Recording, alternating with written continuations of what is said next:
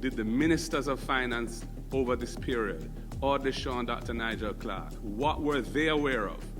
What information was provided to them by the FSC of this troubled institution? What did they do with that information if they got it? The fact that the FSC, having had information through a report from its management in 2017, which was a damning report that indicated serious governance and other financial problems within SSL, including qualified audited financial statements, questioning the ability of the company to continue as a going concern.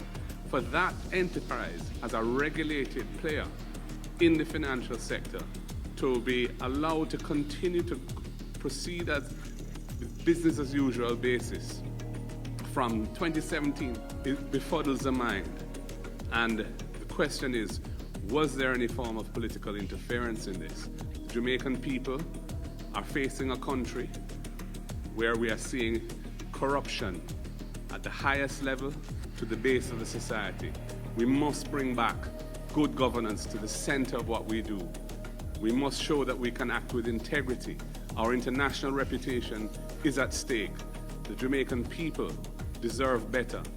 This incident, this fiasco at SSL has rocked the society to the core, and we cannot allow it to be covered up because of whatever political associations and footprints there may be all over this fiasco.